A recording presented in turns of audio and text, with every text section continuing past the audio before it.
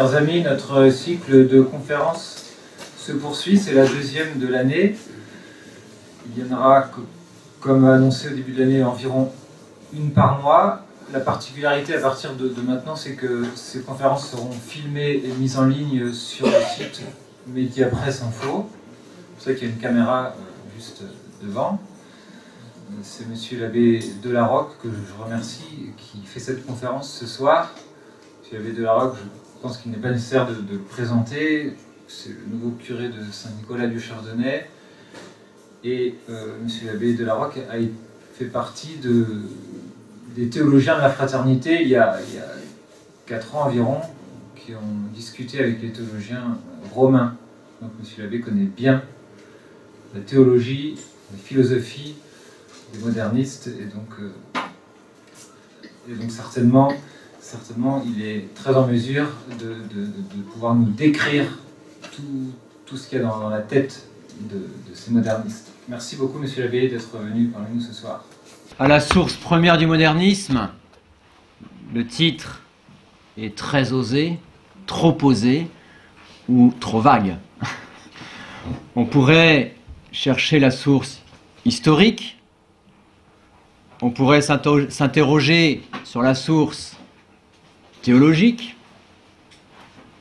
ou bien on peut se questionner sur la source philosophique. C'est un petit peu ce dernier point, l'aspect philosophique, que je voudrais voir avec vous ce soir. Comme la philosophie a une très mauvaise renommée, on la trouve abscon, je vous ai fait des petits dessins. D'où le PowerPoint qui sera derrière moi. La question qui se pose d'un point de vue philosophique est celle de la vérité. Nous n'avons pas du tout la même conception de la vérité. Ce qui rend très compliqué les discussions avec eux. Nous allons donc chercher ce soir à procéder en 4 temps. Visite guidée de l'intelligence d'un moderniste. Je ne donne pas de nom, par respect pour toutes les personnes. On va voir dans un premier temps, de manière très rapide, la conception classique de la vérité, et donc la manière d'appréhender le monde, manière qui a traversé les siècles. Jusqu'au jour où les philosophes, deuxième temps, vont comme se révolter contre un ordre, parce que cet ordre, il leur est antécédent, ce qui chatouille énormément leur orgueil. On va assister à une révolte orgueilleuse des philosophes, qui va durer quelques siècles, 2 siècles, 3 siècles dans un premier temps. Et l'Église va être confrontée à cette révolte philosophique. Elle va chercher à s'y opposer. Elle va condamner les erreurs, expliciter la beauté de la vérité, jusqu'au jour où certains voudront arrêter cette guerre avec le monde moderne pour tenter une conciliation. Ce sera le 3e temps de notre conférence, cette fausse conciliation avec le monde opérée par le modernisme. Tout cela vu toujours sous un angle philosophique. Lorsqu'on aura saisi quelque peu cette conception nouvelle issue du modernisme, en un mot d'un point de vue philosophique, ce qu'on appelle le personnalisme chrétien,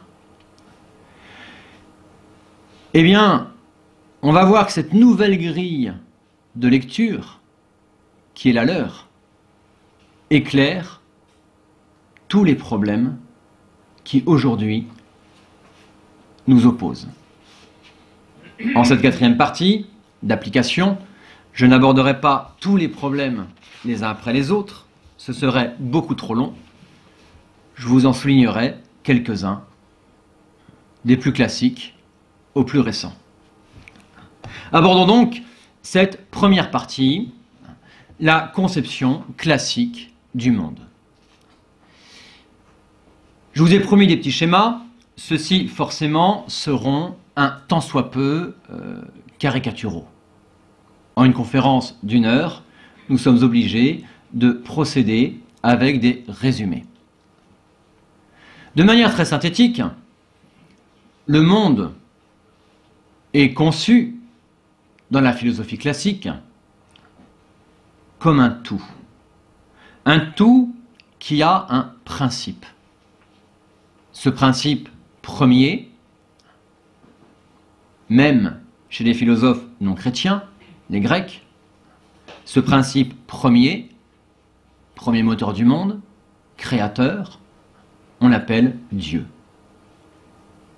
Et le monde, qu'il s'agisse des êtres immatériels, les anges, les purs esprits, qu'il s'agisse des êtres humains, esprit et corps, qu'il s'agisse du monde matériel, composé de matière et de forme, ce monde-là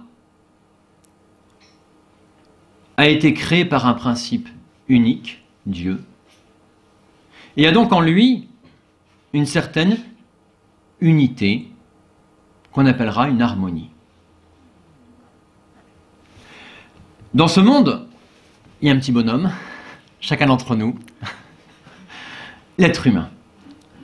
L'homme, comment entre-t-il en relation avec ce monde qui l'entoure? Lorsqu'un petit être naît, comment va-t-il découvrir le monde autour de lui? Que peut-il en appréhender? Nous ne naissons pas tous systématiquement, même si malheureusement cette maladie existe, nous ne naissons pas tous comme des autistes. Nous avons un double moyen de rentrer en relation avec le monde. Nous découvrons le monde. Nous avons donc un premier accès par voie de connaissance. Et par là même, secondairement, par voie d'amour ou de désamour, que ce soit au niveau sensible ou au niveau intellectuel. Le petit, au niveau sensible, il va goûter une bonne compote, c'est bon. Et donc il veut la compote. Il découvre, il connaît, et de là il veut. Au niveau immatériel, dans l'ordre de l'intelligence, c'est le même procédé.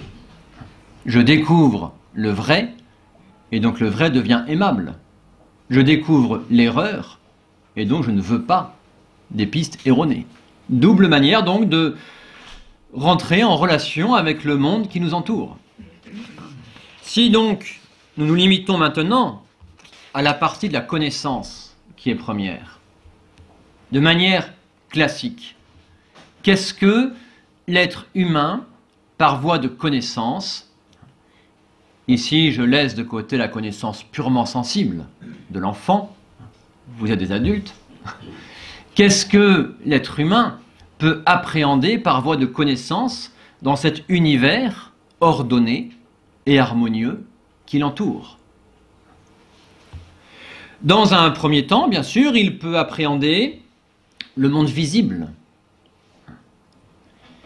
c'est-à-dire, d'une part, la matière et ses lois, la physique, toutes ces matières-là, la chimie, tout ce que vous voulez. Et il peut découvrir, toujours dans ce monde visible, la nature des choses sensibles. Par l'intelligence, je ne découvre pas d'abord l'ADN de quelqu'un, je découvre d'abord que c'est un être humain, un homme. Donc d'un côté, une connaissance scientifique qui va étudier la matière, l'ADN par exemple. De l'autre côté, une connaissance d'ordre plus spéculative qui me fait découvrir la nature des choses. L'être humain est capable de cela et nous le faisons tous les jours. Beaucoup plus, par l'intermédiaire du monde sensible, il va pouvoir remonter jusqu'aux causes premières.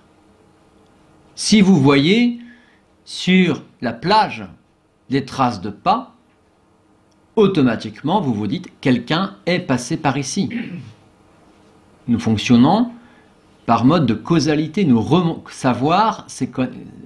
savoir se fait par les causes. Et donc par voie de causalité, je ne suis pas limité au monde sensible, visible. Je peux découvrir effectivement l'existence des causes premières. Et remonter ainsi jusqu'à l'existence de Dieu, cause première de tout. Ce champ de connaissances, immense finalement, va se distinguer dans ce domaine-là entre connaissance pratique qui va toucher la matière et la connaissance spéculative qui va toucher la nature des choses et qui va toucher par là même la cause première de toute chose. Connaissance pratique qui donne effectivement un certain pouvoir sur la matière, qui me permet de la dominer, de l'orienter. C'est par une connaissance pratique que j'arrive effectivement, enfin pas moi je vous rassure, à capter l'électricité à partir de l'eau. C'est une connaissance pratique. C'est par une connaissance spéculative que je découvre l'existence de Dieu et ce qu'est la nature humaine avec ses différentes facultés. Deux types de connaissances auxquelles l'être humain peut accéder. Par lui-même, par ses propres facultés. Dieu va faire beaucoup plus. Il va, en nous communiquant dans le baptême la vertu de foi, nous donner la capacité, par la foi, de nous laisser enseigner par Dieu. Et donc, nous découvrons un nouveau champ de connaissances qui, par lui-même, nous dépasse totalement, mais auquel, néanmoins, Dieu nous fait participer par sa révélation. Et par la révélation divine, je vais pouvoir connaître différentes vérités supplémentaires sur Dieu. Dieu est Trinité. Dieu s'est incarné. Dieu jugera, le Dieu incarné jugera les vivants et les morts. Différentes vérités que je découvre. Ces vérités, comme toutes les autres vérités de la connaissance humaine, s'énoncent dans des propositions que nous appelons les dogmes, tout simplement. Donc un champ supplémentaire de connaissances magnifique, qui est comme la couronne de toutes les autres, parce qu'elle me décrit de manière beaucoup plus belle que ce que la raison humaine est capable de faire. Elle me décrit la cause première, Dieu, et que ce lien de création posé par Dieu est un lien d'amour, un lien de charité, la grande révélation. Vous le voyez, dans ce schéma, la clé ultime est la cause première, ce qui explique fondamentalement le monde et sa beauté, est le principe premier, Dieu. L'homme, sur ce schéma, n'est qu'un élément d'un tout beaucoup plus grand que lui.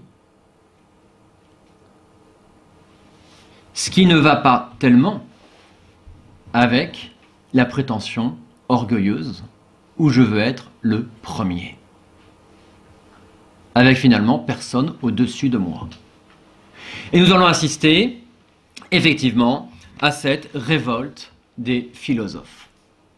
Ce mot de révolte, vous le savez sans doute, n'est pas de moi, il est d'Albert Camus, qui a écrit son histoire de la philosophie moderne, intitulée « L'homme révolté ». Et il décrit les différents essais de la philosophie moderne comme autant d'essais de révolte de l'homme contre Dieu. C'est Camus.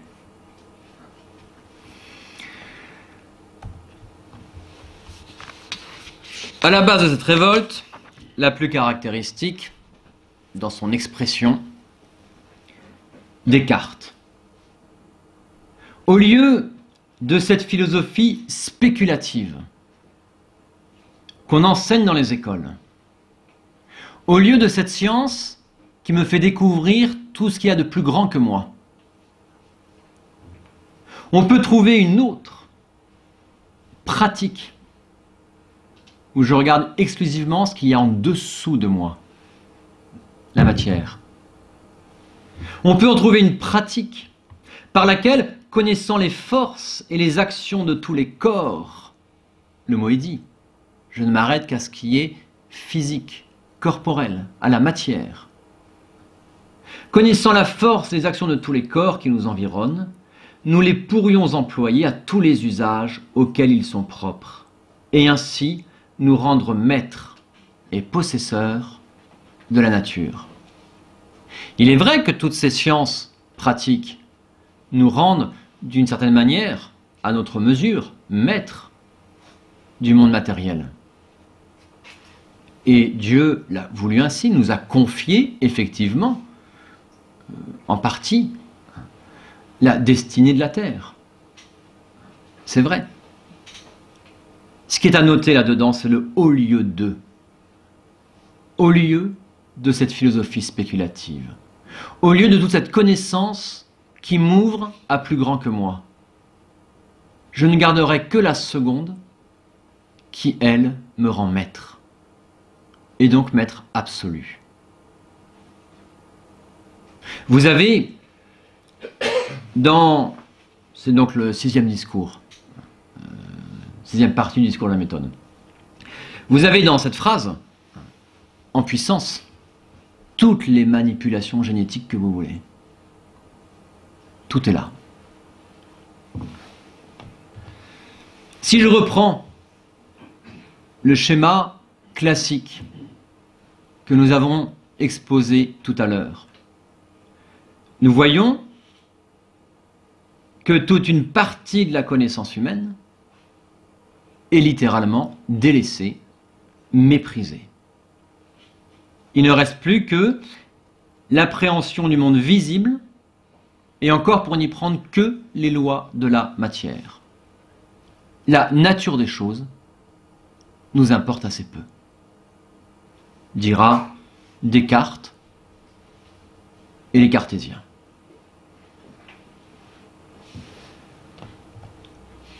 Marcel Fissin, vous le savez, c'est la Renaissance italienne, se situera avec Pie de la Mirandole et tant d'autres dans la même lignée. Toujours cette révolte, toujours pour devenir maître, pour devenir en quelque sorte un petit peu Dieu. Et Marcel Fissin vous le dit ouvertement. L'homme mesure le ciel et la terre, scrute les profondeurs du Tartare. Qui n'ira qu'il a quasiment le même génie que l'auteur de ces ciels, et qu'en une certaine façon, il pourrait lui-même les créer. La matière, pour eux, une matière inerte, sans forme, sans nature. Et c'est à l'homme de déterminer quelle sera la nature des choses. Illustration? Pour ces philosophes-là, l'être humain est une pure matière. Et c'est à chacun de déterminer s'il sera homme ou femme. Théorie du gender. Les principes sont très lointains, mais bien réels. L'homme s'efforcera à partout commander la dépendance d'amour de Dieu. Dans cette logique, elle disparaît. L'homme s'efforcera à partout commander, il s'efforce partout d'être comme Dieu. Ça nous rappelle un certain verset de la Genèse, issu de la bouche d'un serpent. Autrement dit, si je reprends le schéma de la philosophie classique, je pose une barre infranchissable entre le monde non plus créé, mais simplement matériel, que l'aspect matériel des choses, et tout ce qui est plus grand que moi sort du domaine de la connaissance. N'a pour eux plus aucun intérêt. On veut évincer ce qui nous gêne.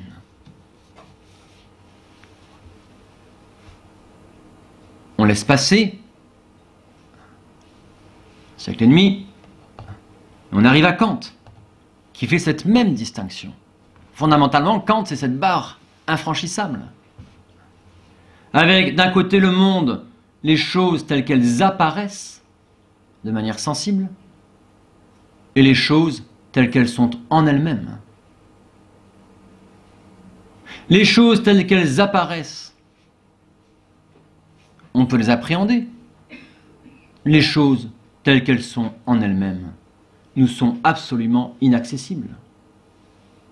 C'est exactement cette barre, cette frontière, désormais ce mur infranchissable, que Kant a repris et qu'il a littéralement cimenté. C'est la même chose. Et donc, le domaine de la connaissance ne portera que sur les phénomènes qui apparaissent. Et là, connaître se résumera à avoir puissance sur. Le mot est dit. Connaître égale avoir puissance sur. Se rendre maître et possesseur de la nature. Et donc, le monde des choses telles qu'elles sont en elles-mêmes, inconnaissables, parce que on n'a aucune puissance sur les choses telles qu'elles sont en elles-mêmes. Donc on les évince littéralement du domaine de la connaissance. Dieu, c'est tout l'enjeu, devient inaccessible à la raison humaine. Toutes ces erreurs seront condamnées et recondamnées par les papes, jusqu'au Concile de Vatican I, qui affirme de manière très claire et qui condamne la proposition contraire, qui affirme de manière très claire que l'être humain, par la raison et la raison seule, peut découvrir l'existence de Dieu.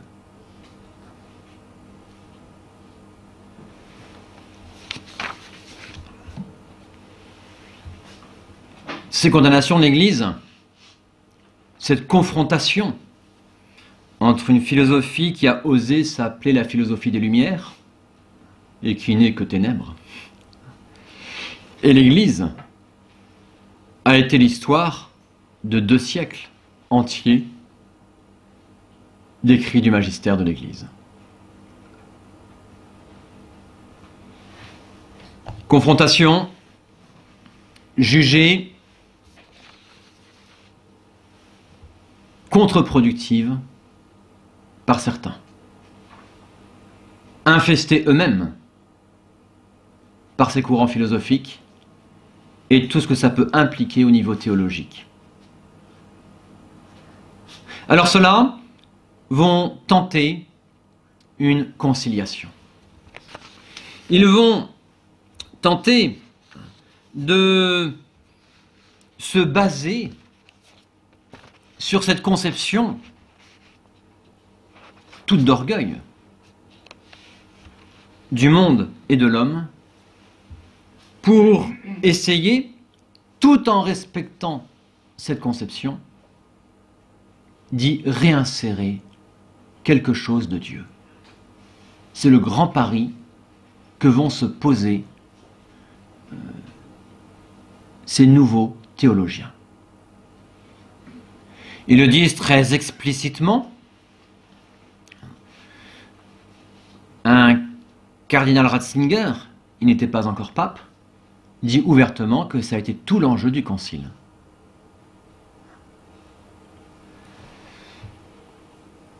On avait donc cette division radicale posée par Descartes, par Kant.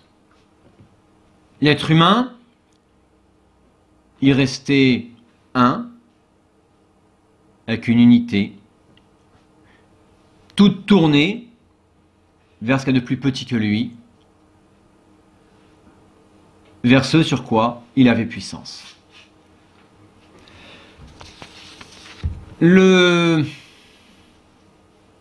La subtilité, la facilité, la médiocrité de la philosophie moderne, de ce personnalisme, va être de diviser l'homme, de le dédoubler, en quelque sorte. Là. Je se passe quoi là? Je me perds dans une page. Voilà. Excusez-moi. On va dire, chaque être humain, en fait, a une double dimension. D'un côté, il est tourné vers le monde matériel. Les mots vont un petit peu changer. Il y a quelques subtilités ici sur lesquelles je passe, vu le peu de temps que nous avons entre nous. Ils vont dire, oui, d'un côté, l'être humain est tourné vers le monde objectif, objet de connaissance. Vers le monde dans lequel, effectivement, on pourra énoncer des lois. Que ce soit des lois physiques, des lois comportementales, des lois dogmatiques. D'un côté, il est tourné vers ce monde objectif. Mais l'homme n'est pas que cela. L'homme n'est pas seulement un individu, disent-ils. L'homme est une personne. C'est-à-dire, pour eux, l'homme, en lui-même, a quelque chose qui appartient à ce monde transcendantal, inaccessible, pour un Kant. L'homme n'est pas d'un côté du mur, il a un pied de chaque côté. Mais le mur, il reste là. Mais il a un pied de chaque côté. Alors, dans le monde objectif, effectivement, l'homme rentre en contact avec le monde qui l'entoure, et bien toujours par la connaissance. Mais lorsqu'on aborde le monde transcendantal, alors là, la connaissance ne sert absolument à rien. C'est seulement l'expérience. L'expérience, alors excusez-moi leur terme barbare, l'expérience de l'intersubjectivité. C'est-à-dire, je découvre que je suis moi parce qu'à côté de moi il y a un autre et que cet autre il n'est pas moi. Et donc il me faut l'autre pour découvrir que je suis moi. L'autre me sert à me découvrir moi en tant que moi. Mais qui est l'autre? Je n'en sais rien. Et peu importe. Ou plutôt, il faut surtout que je n'ai aucune prétention de connaître l'autre. Le connaître, ce serait l'enfermer dans des carcans dans des limites, ce serait vouloir le dominer, puisque connaître, c'est avoir puissance sur. Donc surtout, il ne s'agit pas de connaître l'autre en tant qu'autre, mais il s'agit, par cette relation intersubjective, de me découvrir moi-même. On transpose ça. Un texte du Concile. Le Christ est venu. Moi, si je complète la phrase, il est venu pour me révéler Dieu et pour m'apporter le salut. Ah non. Le Christ, il est venu pour révéler l'homme à lui-même. Relation d'intersubjectivité qui me permet de me connaître, moi, en tant que moi. On voit un petit peu le monde abscon dans lequel il nage quelque peu. L'intersubjectivité, donc autrui n'y apparaît pas comme un objet de connaissance, mais comme un autre dont je fais l'expérience. La relation à autrui s'établit donc par un cumul d'expériences, évolutives par définition, et lequel cumul évolutif peut porter le nom de histoire. Désormais, on n'a plus s'intéresser à ce qu'est Dieu, à ce que nous dit Dieu, on va s'intéresser à l'histoire des interventions de Dieu dans l'histoire humaine. Vous voyez tout de suite où ça va mener. Donc, l'autre, si jamais je le prends comme un individu, si je veux le connaître, vraiment, eh bien, je ne le prends plus comme sujet, comme un autre, mais comme un objet de connaissance. Je le ravale au rang de objet. Et ce regard est mauvais, puisque c'est justement lui qui va être source de domination, source de division entre les hommes.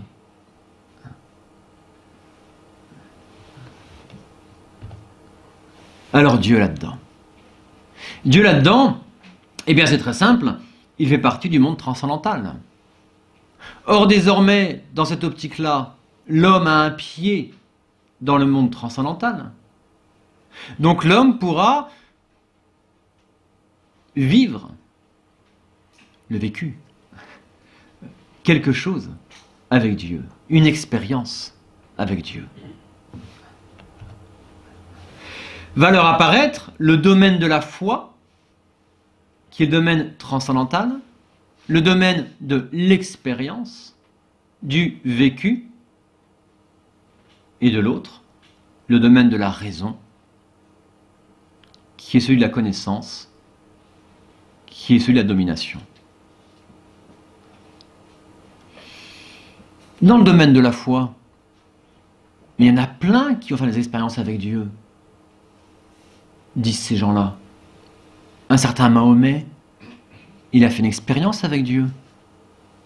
Les musulmans, ils font une expérience avec Dieu. Donc ils ont la foi. Ils ont la foi. Pour ces gens-là, les musulmans, les orthodoxes, les tenants du judaïsme, tous ces gens-là ont la foi. La foi n'est plus l'adhésion à des vérités, surtout pas. La foi est un vécu expérimental. Donc dès qu'il y a un vécu, même s'il y a une part encore de mauvaise perception, de mauvaise expression de ce vécu, il y a la foi.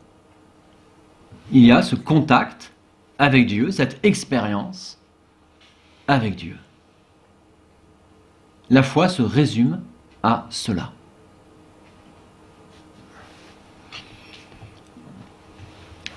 Alors Dieu, effectivement, qu'est-ce qui va faciliter, qu'est-ce qui va permettre cette expérience de Dieu?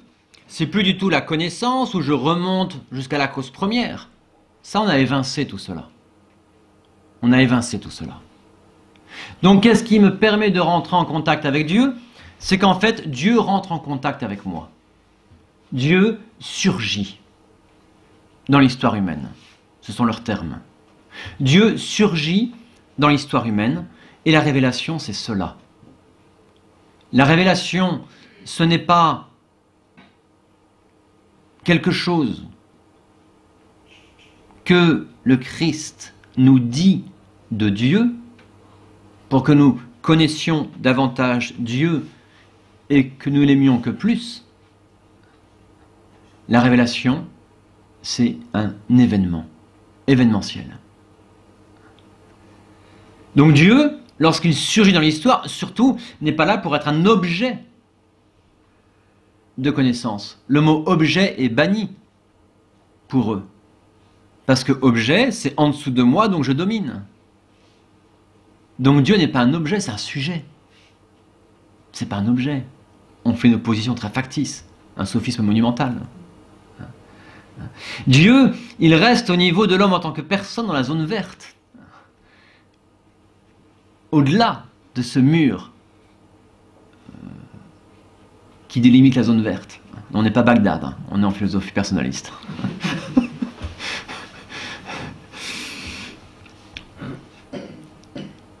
Et donc il se manifeste à l'homme pour entrer dans une relation vivante, dans un vécu partagé avec lui. Les relations avec Dieu sont donc d'ordre historique, c'est-à-dire progressive et évolutive.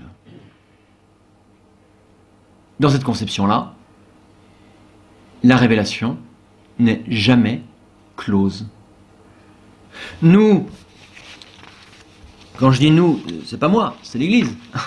L'Église vous dit, de manière très très claire, que la révélation est close avec la mort du dernier apôtre. Et le rôle de l'Église, c'est justement de garder le dépôt de la foi de manière intacte, de toutes ces vérités salvifiques, pour les transmettre de génération en génération. Pour eux, surtout pas. Surtout pas. Pour eux, la révélation n'est pas close. Elle n'est pas close. Je passe très vite pour vous citer... Hop. Joseph Ratzinger, il n'était pas encore pape, c'était avant. Son grand ouvrage, Les principes de la doctrine catholique. 1983 ou 85, j'ai un doute, peu importe. L'axiome de la fin de la révélation avec la mort du dernier apôtre est un des principaux obstacles à l'intérieur de la théologie catholique qui empêche la compréhension positive et historique du christianisme. En affirmant que la révélation se termine avec la mort du dernier apôtre, on conçoit objectivement la révélation comme un ensemble de doctrines que Dieu a communiquées à l'humanité. Et ça, il ne supporte pas ça. Il ne supporte pas cela. Non seulement cette conception s'oppose à une pleine compréhension du développement historique du christianisme, mais elle est en même temps en contradiction avec les données bibliques. Pour eux. Deux conceptions radicalement opposées. Radicalement opposées.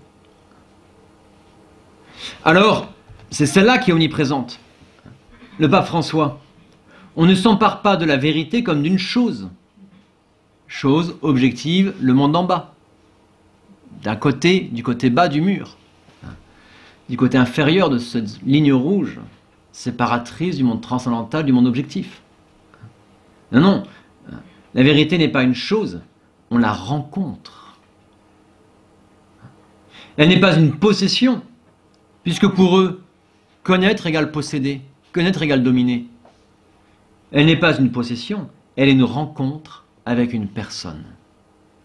Contact interpersonnel. La vérité n'est pas une chose à saisir, mais une personne à rencontrer, la personne même de Jésus-Christ. Avec cette grille, qui est la leur, de telles phrases sont très parlantes. Quand on n'a pas leur grille, on se dit, c'est quoi ce charabia, quoi? On dit, c'est un peu quoi ce charabia?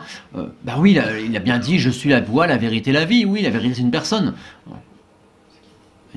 Mais il y a cette opposition chez eux entre la personne inconnaissable, qui n'est surtout pas objectivée, et des vérités formulées en un corps de doctrine. Alors, toujours pas François, Dieu se manifeste dans une révélation historique. On retrouve exactement ce qu'on a vu sur le tableau séparateur du monde transcendantal, domaine de la foi, du vécu, de l'expérience, du monde objectif, domaine de la connaissance. Dieu n'est pas de l'ordre de la connaissance. Dieu ne se... Pour eux, Dieu ne se... Enfin, c'est mal dit. Dieu ne se réduit pas à un corps de doctrine, ce qui veut dire que pour eux, Dieu ne peut pas s'exprimer. On ne peut pas connaître Dieu par l'intermédiaire des doctrines. Dieu se manifeste dans le temps, il est présent dans le processus de l'histoire. Cela conduit à privilégier les actions qui génèrent des dynamiques nouvelles. On voit ce que ça donne. Dieu se rencontre sur la route, en marchant. Quelqu'un pourrait dire que c'est du relativisme. Ah, est-ce du relativisme? Oui, si on le comprend de travers comme une sorte de panthéisme indistinct. Ça veut dire quoi? Oui, si jamais je me mets dans la partie inférieure du tableau précédent, si je me mets dans la partie inférieure au mur rouge, alors là je me dis Dieu est partout. C'est du panthéisme. Si je remonte dans la partie supérieure, non, si on le comprend au sens biblique, selon lequel Dieu est toujours une surprise. Le fameux Dieu des surprises, si cher au pape François. La surprise, c'est qu'il intervient. Il intervient quand il veut, comme il veut. Et l'intervention, c'est ça la révélation. C'est le vécu. C'est ça. Benoît XVI vous disait exactement la même chose, mais en termes spéculatifs. Et donc incompréhensible pour le commun des mortels. La vérité ne peut se développer que dans l'altérité qui ouvre à Dieu, qui veut faire connaître sa propre altérité à travers et dans mes frères humains. On n'y a rien compris. Si on prend le tableau précédent, tout est dit. Dieu, vous voyez la citation, si je la retrouve. La vérité ne peut se développer que dans une altérité, une relation personnelle de moi à l'autre, là-haut, qui ouvre à Dieu, qui fait connaître sa propre altérité, il est le tout autre. Et comment je découvre le tout autre?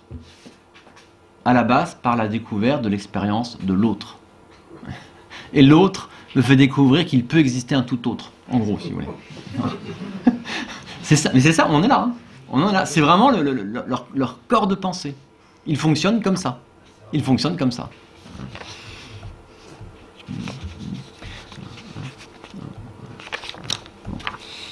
Alors, que se passe-t-il? Qu'est-ce que un pape François ou un pape Benoît XVI va penser de nous? Quel est notre grand péché? Notre grand péché, c'est je fais l'expérience de Dieu, et ma mauvaise réaction va être de vouloir ramener Dieu dans le domaine inférieur, dans le domaine de la connaissance, d'en faire un objet de connaissance. Et dans ces cas-là, je transforme Dieu et la religion en idéologie. Pour eux, c'est ça. Quand le pape François dénonce l'idéologie des conservateurs, leur fixisme, les traditionalistes, eh bien, c'est pour lui, on a osé objectiver Dieu. On a enfermé Dieu dans nos conceptions. Et donc, on a empêché l'intervention du Dieu des divines surprises. Benoît XVI dira exactement la même chose.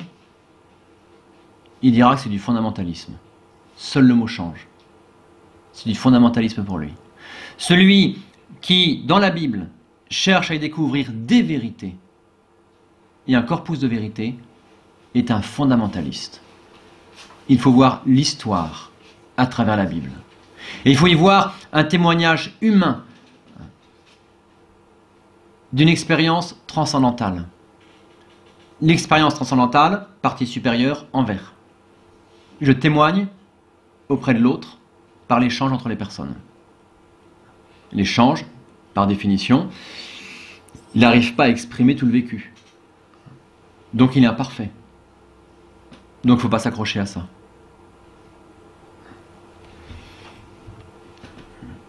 Qu'est-ce que c'est pour eux que le dogme? C'est un mot que le pape François déteste.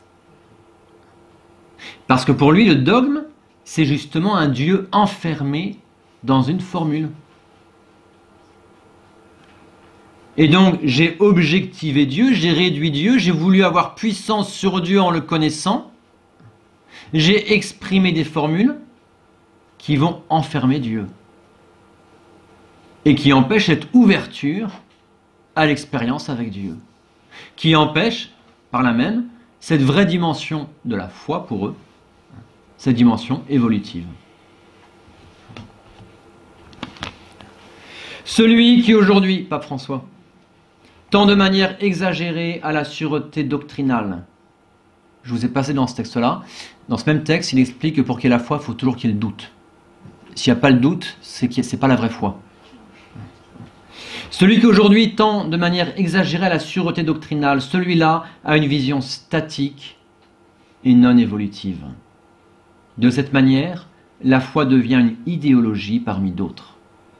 Pour ma part, j'ai une certitude dogmatique, Dieu est dans la vie de chaque personne. La seule certitude dogmatique, c'est la relation interpersonnelle. Dieu intervient dans la vie de chaque personne. C'est la seule chose. Il dira dans ce même texte que la vérité fondamentalement est une relation. Une relation entre deux personnes. Pourquoi Saint Jean-Baptiste est-il saint? Alors là, ça c'est un extrait d'un sermon, une homélie du matin à Sainte-Marthe. Pourquoi Saint Jean-Baptiste est-il saint? Parce qu'il ne s'est jamais approprié la vérité. Il n'a pas voulu se faire idéologue. Il n'a pas formulé des vérités. Il a appelé à une expérience. De même, l'Église sans idéologie écoute la parole et se fait voix. Parole avec un grand P, donc le Verbe divin. Et donc, non pas des vérités, mais la personne, parole. Demandons la grâce de ne pas devenir une Église idéologisée. Alors, quand on a compris cette grille-là, mais on a la clé philosophique pour comprendre tout ce qu'ils veulent nous dire lorsqu'ils nous parlent de liberté religieuse, de dialogue interreligieux, d'œcuménisme. Même la nouvelle messe s'écrit par cette grille-là. Je ne ferai pas, ce sera trop long à expliquer. On va s'amuser simplement, parce que le temps tourne, il ne me reste plus que 7 minutes. On va faire quelques applications. Donc, la liberté religieuse. Pourquoi est-ce que toute cité politique a le devoir d'être neutre en matière religieuse? C'est que la cité politique, elle se situe dans la zone orange, inférieure au trait rouge. Elle lie des individus. Elle associe des individus. Or, l'expérience de Dieu, elle n'est pas au niveau de l'homme en tant qu'individu, elle est au niveau supérieur de l'homme en tant que personne. Et donc tout État a le devoir de neutralité et a le devoir de favoriser l'homme en tant qu'il est personne.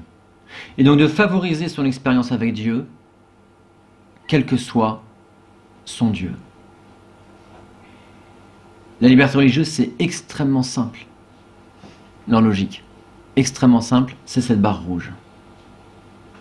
L'État est dans la zone inférieure, et donc il n'a aucun pouvoir, quelle horreur en matière religieuse. Comment vouloir avoir un pouvoir sur Dieu? Et donc il n'a aucun pouvoir sur la foi, ce qui est entièrement vrai, même pour nous, dans le sens authentique de la foi. Mais ça veut dire que pour eux, il n'a aucun pouvoir pour limiter l'expérience religieuse de chacun. Et donc il doit laisser à tous de pouvoir faire leurs propres expériences religieuses. Et l'Église, qui est là comme pour défendre la personne humaine, eh bien, a le devoir, effectivement, de proclamer ce droit de chaque personne à la liberté religieuse. Je rencontrais avant-hier une juriste bolivienne. La Bolivie est un État extrêmement catholique. À la demande du Vatican, la Bolivie a dû supprimer de sa constitution le fait qu'il était catholique, à la demande du Vatican. Aujourd'hui, depuis 3 mandats, la Bolivie est un pays communiste. Les fruits sont là. Elle, catholique, a dû quitter son pays pour pouvoir vivre droitement dans son domaine qui est celui du droit. Les résultats sont là, immédiats. L'œcuménisme. Où est la différence, finalement, pour eux, entre les catholiques, les anglicans, les orthodoxes, les luthériens? Tous, on a l'expérience du Christ. Tous, on a la foi dans le Christ. Tous, on est dans cette zone supérieure, verte, pardon. Tous, nous sommes dans cette zone verte. Tous ont la foi au Christ, la foi vive. Donc tous sont en état de grâce. Aucun problème. Tous sont en état de grâce. Qu'est-ce qui va nous différencier? Ce qui va nous différencier, c'est lorsqu'on va exprimer dans des formules notre expérience, notre vécu. Donc ce qui nous divise, c'est simplement un problème de langage, d'incompréhension, de différence, de conscientisation de sa perception. Excusez-moi tous ces mots barbares. Mais fondamentalement, tous on est unis au Christ, tous on a l'expérience de Dieu. Et donc, ce qui nous unit est beaucoup plus important que ce qui nous sépare. Donc l'œcuménisme, son but c'est quoi? C'est pas de ramener à l'Église catholique, de passer d'un Dieu un petit peu beige à un Dieu un petit peu marron. Non, non. L'œcuménisme, c'est d'avoir une unité visible par un témoignage commun. Il ne s'agit pas de se disputer sur des formules dogmatiques.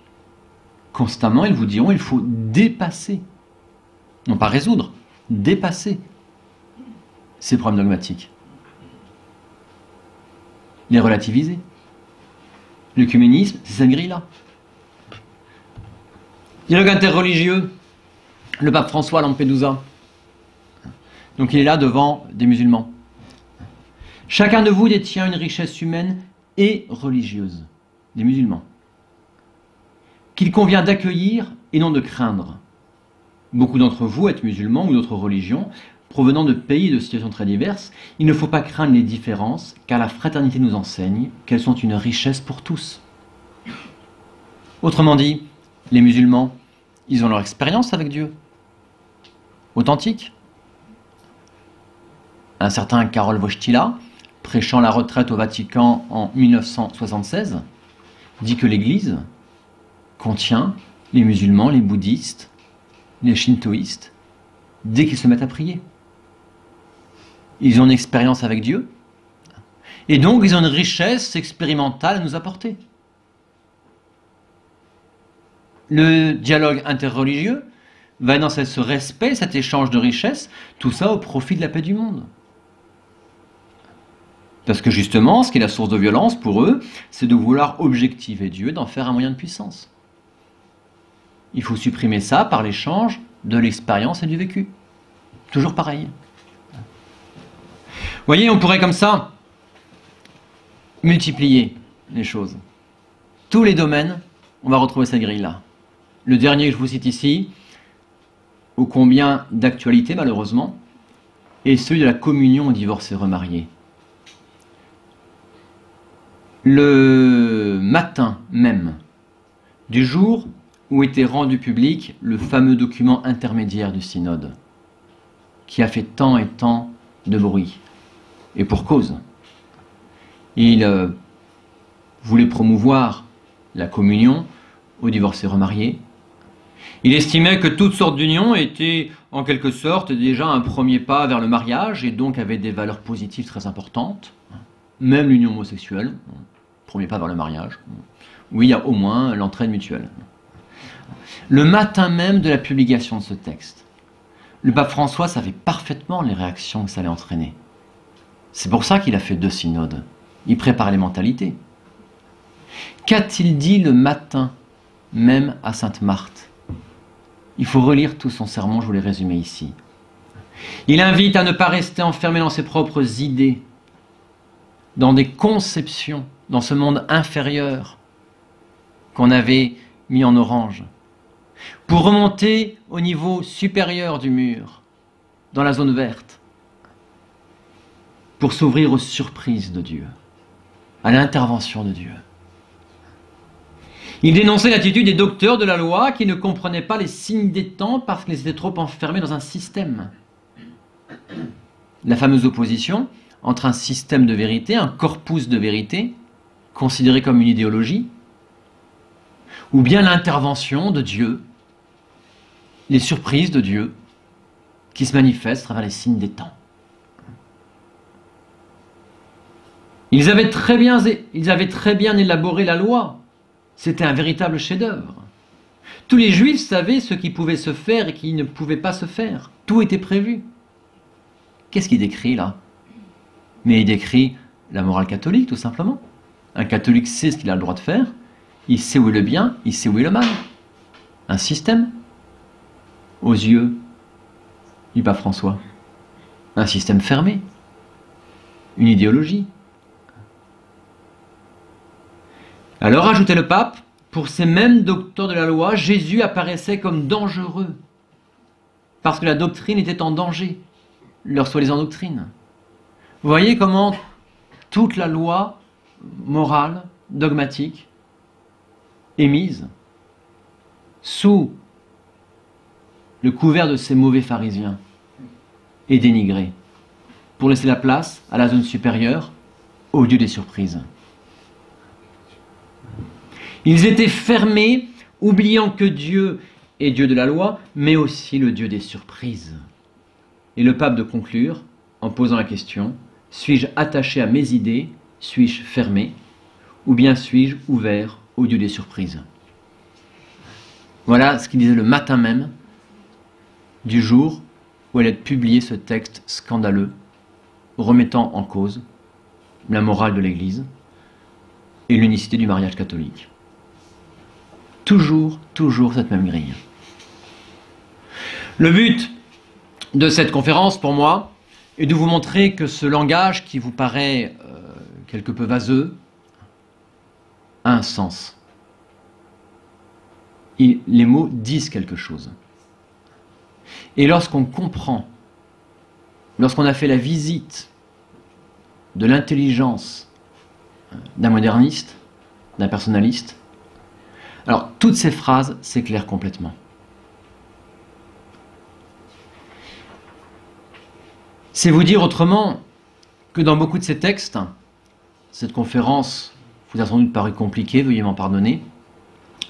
J'ai cherché à simplifier au maximum, beaucoup trop à mon sens sur plus d'un point. Mais c'est vous dire qu'aujourd'hui, ces textes, concrètement, nous sommes incapables de les lire.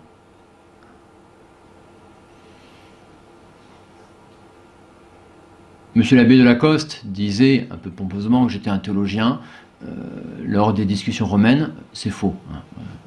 J'étais un traducteur. Un traducteur en ce sens que j'avais vraiment compris leur système de pensée. Et tout ce qu'ils nous disaient, je le comprenais. Ou je pensais le comprendre. Plus précisément. Soyons humbles et réalistes, surtout. Et puis par là même, heureusement, la foi catholique, j'espère la connaître un petit peu quand même, si vous voulez, un minimum. Non, j'arrivais constamment à passer d'un monde à l'autre monde. Et c'est que comme ça qu'on arrive à leur parler. Ce qui est extrêmement compliqué. Aujourd'hui, malheureusement, tous ces textes-là, on est obligé, malheureusement, de ne pas s'en préoccuper, de les mettre de côté. Normalement, le pape écrit un texte, le pape parle, je devrais lire ça à genoux. C'est ça, normalement. Malheureusement, aujourd'hui, on ne peut pas. C'est impossible. Impossible. Et on ne peut pas avoir la prétention de pouvoir trier ce qu'il y a de bon, ce qu'il y a de vrai et ce qu'il y a de mauvais. Ces grilles sont tellement complexes, s'insinuent tellement partout, que on ne peut pas séparer ces choses-là. Nous avons un devoir de garder la foi catholique. Vous avez un devoir de transmettre la foi catholique à vos enfants et de la rendre aimable, cette foi catholique, d'en montrer la beauté. Vous avez ce devoir-là en tant que parent. N'en déplaise à ceux qui estiment que le catéchisme, corpus de vérité, est un peu trop idéologique, tant pis pour eux. Mais vous, vous avez un devoir de transmettre ces vérités. Et de vous protéger de ce qui pourra corrompre tout ça. Malheureusement, tous ces textes, aujourd'hui, il faut des spécialistes pour les lire. On n'a pas le choix. Ça vous montre la profondeur du mal. Je n'ai pris ici que l'aspect philosophique. Je pourrais vous montrer toutes les condamnations, point après point, portées par l'Église. Ça aurait été très long, beaucoup trop long. Je m'arrêterai simplement en vous invitant, non pas à lire tout ça, mais à lire votre catéchisme. Et à aimer votre catéchisme, à aimer ce magnifique corpus de doctrine que l'Église nous transmet et qui, elle, oui, est la foi révélée par notre Seigneur Jésus-Christ. Je vous remercie de votre attention.